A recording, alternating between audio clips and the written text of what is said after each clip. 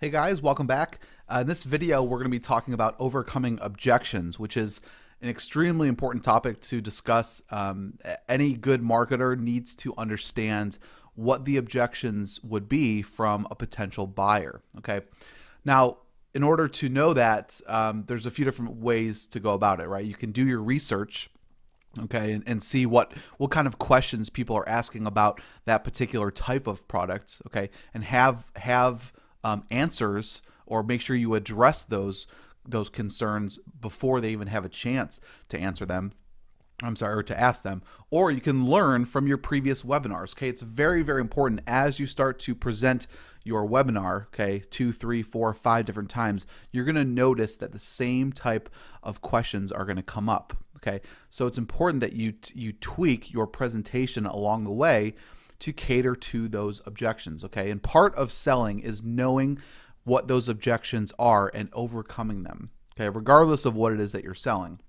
Okay, so what I like to do is I like to address the objections even before they can ask them. Okay, I try to find all of the biggest objections that people would ask, and I like to address them. Okay, I always put one question on per slide, so we're addressing each one individually.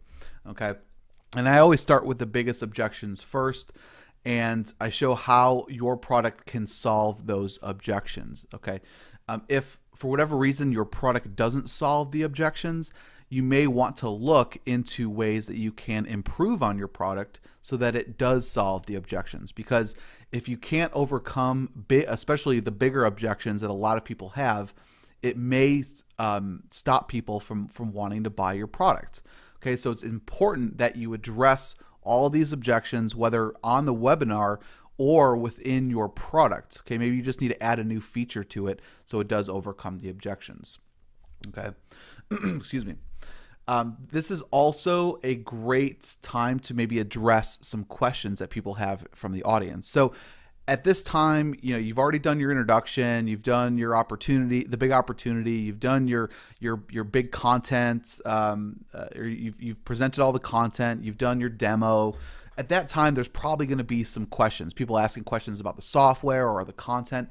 This can be a good chance for you to address those questions. Now, you don't want to get tied up and just start answering questions after questions, because then you're going to get into this vicious cycle of it's ruining the flow of your presentation and your sales pitch. So you want to make sure that you're only answering the questions that are going to cater to your pitch. Okay, that's going to be coming up after you answer those objections.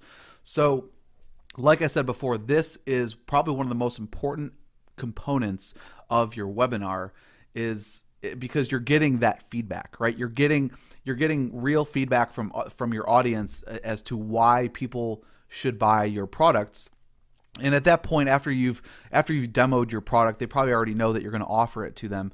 So this is a great time to overcome those objections. So make sure that as you're answering those objections, okay, that you tweak your presentation. Okay, you tweak your presentation to answer those things before they can even be asked. And as you start to do it more and more, as you start to do the presentation more and more times for multiple audiences, you'll start to be able to hammer out all those main objections and overcome them. And so it's important that you also tweak your product according to those objections. All right, so a very, very important part of the overall presentation, and make sure that you do address those during your webinar.